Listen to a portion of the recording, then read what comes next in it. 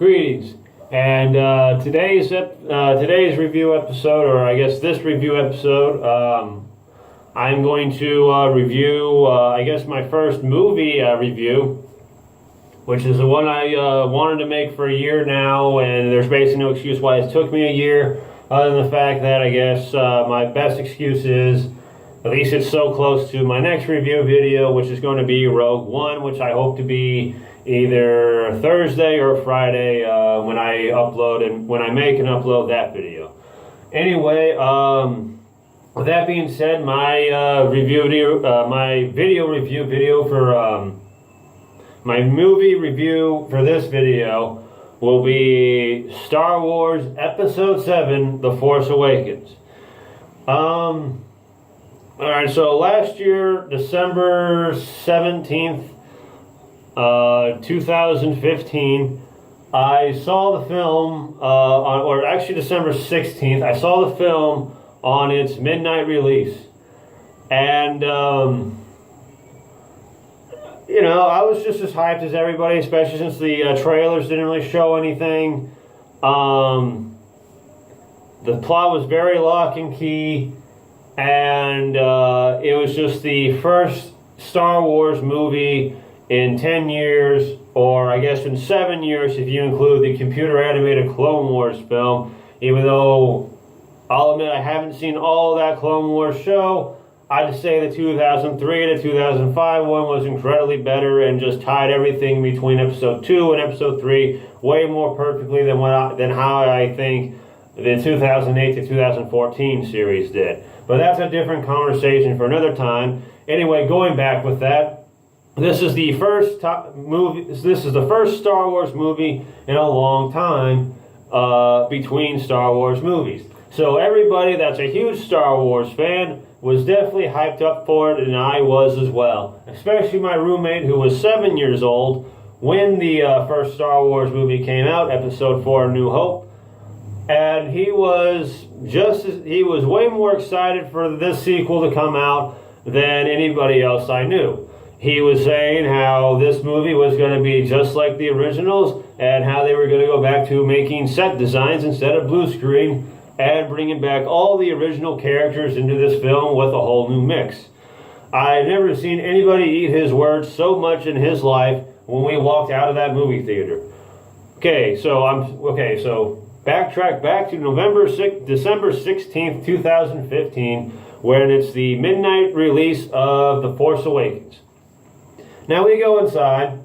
We don't see the promised Rogue One or Star Trek Beyond trailers that we were told about. And the film starts. And I'm already, aside from the fact I just smoked a lot of weed before I walked in the theaters, I'm already confused as what's going on because of the opening paragraph. First off, how do you have a map? I'm aware it's Star Wars, but how do you have a map that leads to a person? When a person can move like this at any given moment. How do you have a long studied map to this person and you just have a gut feeling, or you're just completely confident to where nobody even questions it, that map is going to be completely accurate when it's in its completion? That's one thing I already didn't get, and this is just the first paragraph of the opening crawl. Another thing I don't really understand with this movie is, okay, I'm getting the impression they're in a whole different side of the galaxy than what we're used to with the first 6 films. But, okay, the Empire was fallen and the Republic opened up again. That's something that was kind of touched on in this movie. What I don't get is if General Leia and Han Solo and Poe Donovan, or whatever his last name was, if all of those people are now working with the Republic they all helped build 30 years ago, why are they called the Resistance? When everything that ever goes under the name Resistance usually means you're going against the government, like a rebellion. So why are they resisting if they're working with the government? Also, with that being said, how is it the First Order if they're against the government. It seems like the name should have switched somewhere, or we're just not getting a backstory, or maybe I didn't read the prequel comic or the prequel book, or didn't read the film's novel adaptation to understand where the logic behind that is. But it just does not make any legitimate sense to me why the First Order is against the Republic to where they destroy them easily with just one 5 multi-layer blast from the third Death Star, but it's called Star Killer. Whereas you got the Resistance, again, resisting, but they're working with the government. My only logic with that is that the Resistance is resisting the First Order, but yet they're with the government, but the First Order thinks they're the better government, so they're calling themselves the First Order, trying to attack the government that's already in motion, which would make them more of the Second Order, not the First. I don't know, maybe I'm spending too much time thinking about it, but that right there just does not make any sense to me, just as much as it makes sense to have a map leading to a person. That's one of the few things I had problem with this movie. Another thing is that, like anybody else will tell you, a year from now, it is Episode 4, A New Hope, in 2015, with the twist that it is now a female that is way more overpowering than she should be. The only character that would make sense to be overpowering, and again, it's not the fact that she's a woman. I don't care if she's male or female. That is not the complaint. The complaint is that she is overpowering. There is no reason why it is made perfectly clear that she has never flown the Millennium Falcon or anything like it in her whole life, let alone left the desert planet that she's in. But it's not Tatooine. No, it's not the Tatooine desert planet that we've all known for the past 40 almost years now. No, it's a whole new desert planet called Jakku. You know, I honestly, when I was in the theaters, I was watching to see if there was two suns in the background, just to see if it was really just Tatooine. They just changed names over the past 30 years. Lost my train of thought. But yeah, that just did not make any... Okay, no, she's overpowering as hell. That makes no sense. Okay, it's made clear she has not flown anything like the Millennium Falcon. So how the hell does she know more about the Millennium Falcon and all its parts to bypass its codes and know where the secret layers are and know how to deflect gases and all that shit if she's never been, let alone flown anything like it, let alone the first time she gets into it, she's doing all these weird flips that defect all the TIE fighters around them, killing every one of them. Granted, you got Finn shooting his laser. The one stormtrooper that knows how to hit something. And I'm not talking about just Rey in that statement. I'm talking about he's the only one that seems to know how to hit his target. Going back to hitting their target, how is it again? She's never picked up a gun before in her life. At all. To the point that she's even having to be told where the trigger is and where the gun points out to fire at people and how to pull the trigger. How is it that she just misses one shot, and ever since then, and trust me, I've seen the film to make sure I'm right about this, she only misses once, and since then she's able to kill every single stormtrooper with one blast. Whereas they're heavily trained people that cannot seem to hit her at all, regardless of the fact that they have armor on and she doesn't.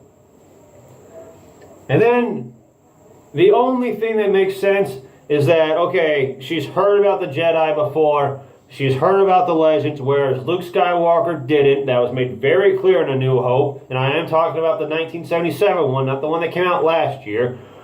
And it's definitely implied in The Phantom Menace that Anakin has an idea of the Jedi, but doesn't know completely about it, let alone has an idea about the Force, just not a whole idea. Just not the complete picture. Whereas it's somewhat implied, while she was alone on the desert island, Rey was able to look all this up and just have some sort of feeling on, just have sort of intel on it. That's the only thing that makes sense to where she's able to know how to do a Jedi mind trick without any sort of impression that she had the Force in the first place. The fact that she's able to defeat a Sith apprentice, or who was about to be a Sith apprentice, no less.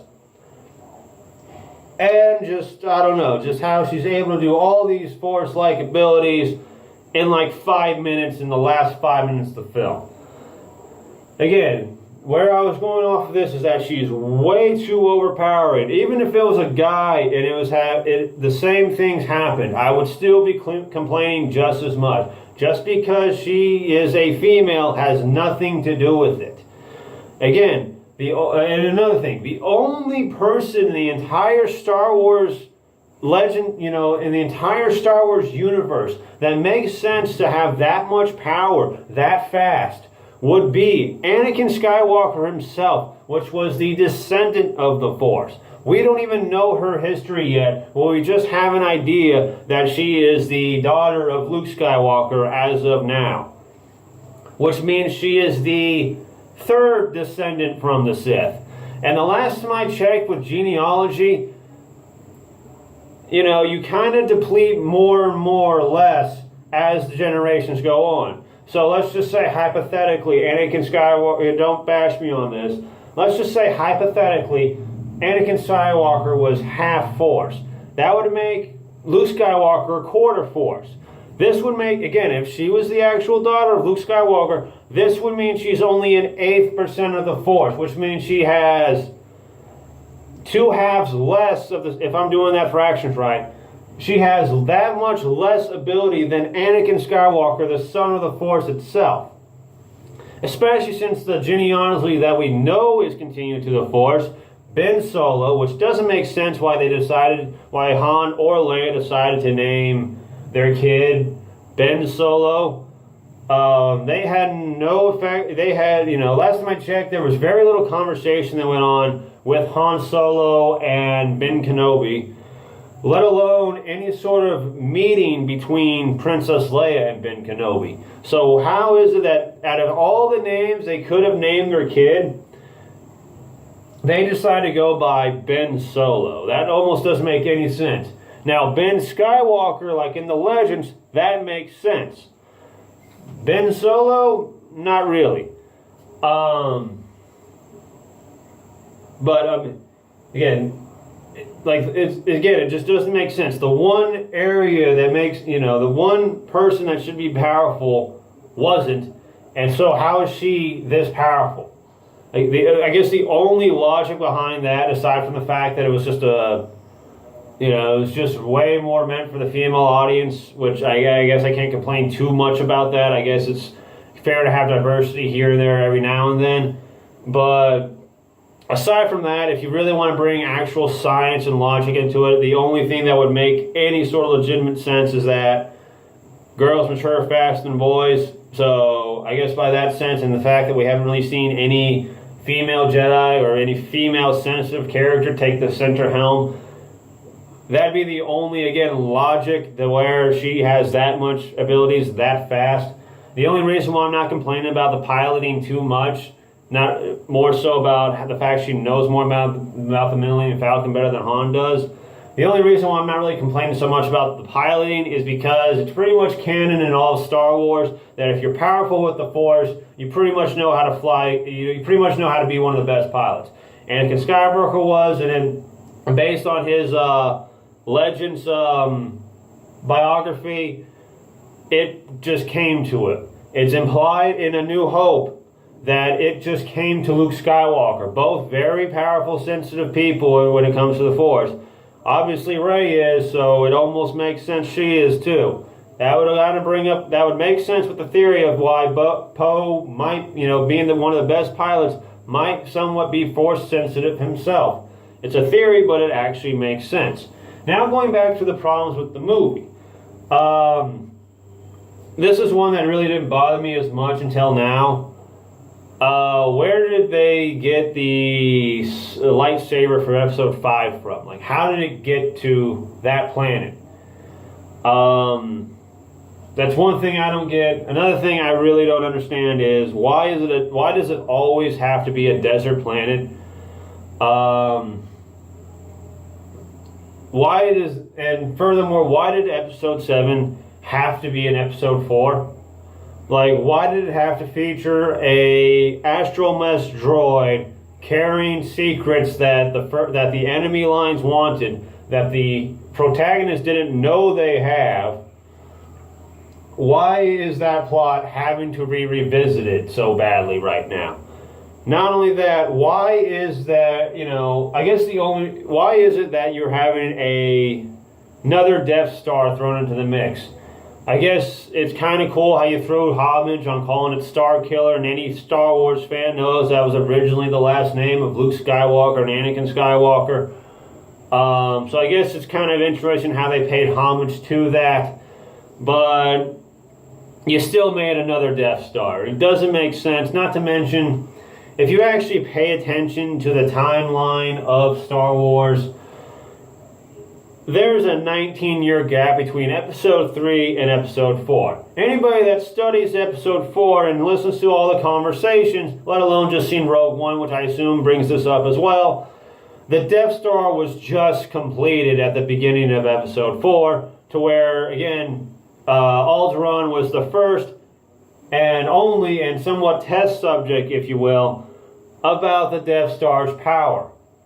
But that's a little trailing off, though. The fact of the matter is there's a 19 gap between when you see the Death Star partially built and when it's finally complete. Not only that, it's mentioned in Attack of the Clones of being under construction, or the plans for being under construction. So that's another 3 years added to that. So 20 plus years the Death Star is being built or being constructed to be built. So, and there's a 30-year distance between Return of the Jedi and The Force Awakens.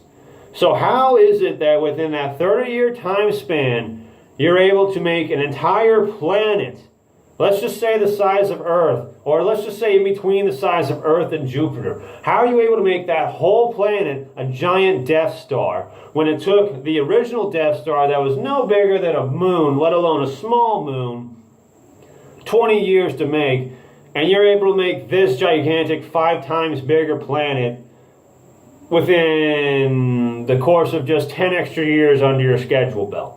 How does that make any sort of sense at all? You know, another thing that my roommate kind of touched on when we walked out of the theater is, why does it make sense to suck up the star's energy if you're just going to destroy the planet anyway? You're sucking up the star. Within a few matter of minutes, the people are going to be dead or frozen anyway, so it's no point in destroying the planet. Of course, obviously, with that answer, it's just to fuck with them even more. And I'm talking about the First Order with the planets. I'm not talking about with the writers to us fans, even though I think that could just be equally as relevant. But I guess the few things I do like about this movie is Finn.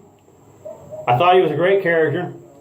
I can't wait to see C-3PO, R2-D2, and BB-8 all correspond as like a droid trio. I would be interested to see that. So just BB-8 all together wasn't that bad.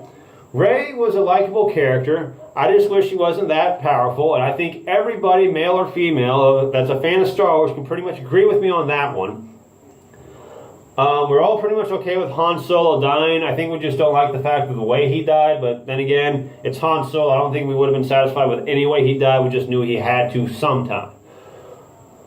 I'm okay. I went inside the theater knowing I probably wasn't going to see Luke Skywalker till the end of the film, and that was okay. I thought the last 5 minutes of the film was probably the best, not because it was the last 5 minutes of the film, just because it showed some sort of originality and some sort of different story developing there on out. Then the credits rolled. That was actually some of the disappointing part. The one moment of the entire film where they decided to be a little original, aside from Finn, aside from the going to the hyperspeed into a planet's atmosphere, at hyperspeed, and then stopping and pulling up before they get detected by the shields. That was cool.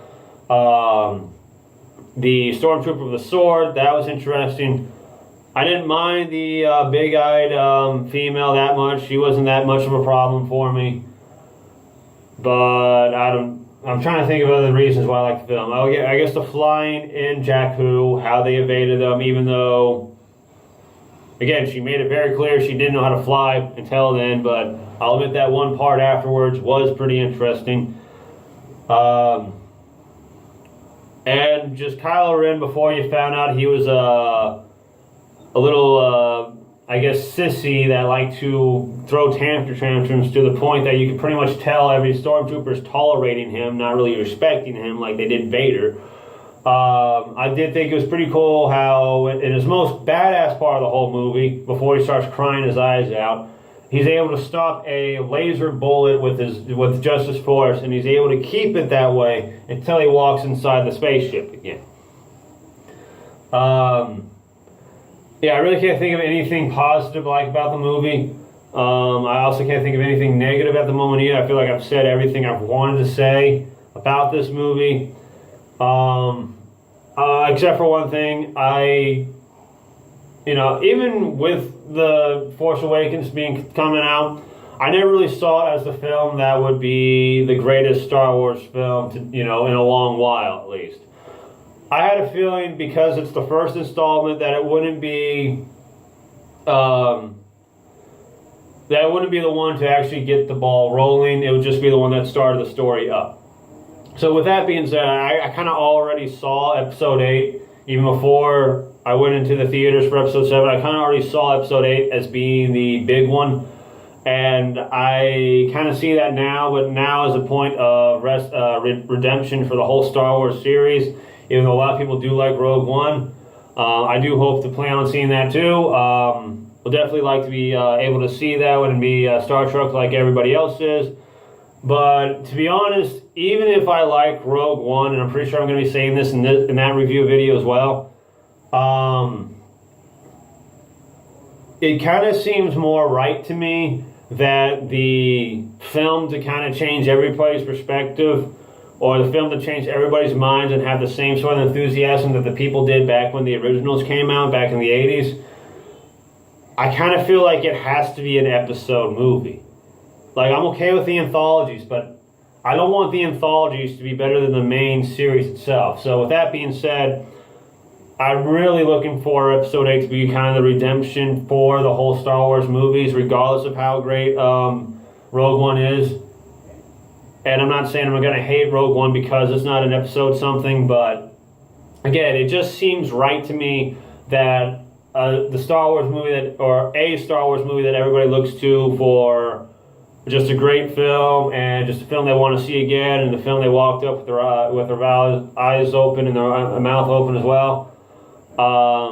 I feel like it makes more sense for that to be an episode movie, not an anthology movie. Yeah, I pretty much don't know anything else to say. With that, okay, other than with the Episode 8 being the better part, I can kind of see 7 maybe having potential to be a lot better than what it is now, just in case, just because of the possibility that maybe there's going to be a lot of backtracking to events in Episode 8 that take place during Episode 7 that make Episode 7 a little more interesting. But so far, standing on its own leg, Episode 7 is easily my least favorite Star Wars film out of all the 7 ones that have came out thus far. And I'm talking about episode-wise. Easily my least favorite. To the point that even if 8 makes it a little better, I don't know how much better it can be, seeing as how, at least with all the other Star Wars films, I was able to determine where they were at on my list of favorite to least favorite just by those films by themselves. I didn't need the sequel to reassure me, okay, this is where it is. And, okay, because of the sequel, I like this better now, so this goes here. I didn't need the other film to let me know how much I liked the other Star Wars films individually. Whereas this one, either it's going to be my least favorite forever, or it's going to fall victim of needing its sequels to actually back it up to being a good movie. And that doesn't make for a good movie, in my opinion. So yeah, with that being said, I hated the fact that it was basically a reboot to New Hope. That's why I love the way South Park Season 20 kind of touched on it in the earlier episodes of this season. But yeah, overall, I wasn't too happy with the movie. I can't wait to see Rogue One. Fingers crossed for Episode 8. But in my opinion, The Force Awakens gets a thumbs down, in my opinion, if not 2 thumbs down. Easily the worst Star Wars film I've ever seen so far. And I'd have to say even The Phantom Menace is better than this one, even though I've never really hated The Phantom Menace. I just thought it was my least favorite. There's a difference between saying it's your worst and saying it's your least favorite, in my opinion. Because at least your worst, you have a lot of qualities you don't like about it, whereas your least favorite, you have qualities you like about it, but somehow every film just has better ones. Whereas this one seems like it has very little to no qualities at all. And again, if it is going to end up being a good film, it needs its sequels to make that a good film. It can't stand on its own leg. At least when people walked out of the theaters for The Phantom Menace, they pretty much had a mindset of where that film was since then, and it's pretty much stayed in their minds with that mindset since then. It didn't need episode 2 or episode 3 to make it feel like it was better and boosted up. Unless you're just a few people that say episode 2 and episode 3 was just far worse than episode 1, and then by that logic, yes. But majority-wise, I think you know what I'm talking about. It didn't need the other films to be placed in the position that it is for a lot of Star Wars fans' positions for their first 6 movies of Lucasfilms. So, yeah, okay, finally, with that being said, not a great movie, thumbs down. If it has potential, it needs to show it immediately, and even with said potential, I don't really see it have that much true potential. If it needed another film to show potential, it shouldn't have been a rehash. I feel like they could have done any story that would have been phenomenally better than what they did now. I'm talking about more the sense of just copying episode 4 for more than half the film. If they didn't do that for more than half the film, if they stuck with the original characters, the characters that they didn't include, and just in fact just have a whole different plot and story involved, I might have actually said it would have been one of the best Star Wars films out there, but unfortunately they didn't, and unfortunately I can't. So, I know it's been out for a year now. I know already people agree with me to some degree, if not all degrees. But anyway, that's my review video for the Force Awakens. And I hope to see you guys in the future when I do other future videos for movies, for reviews.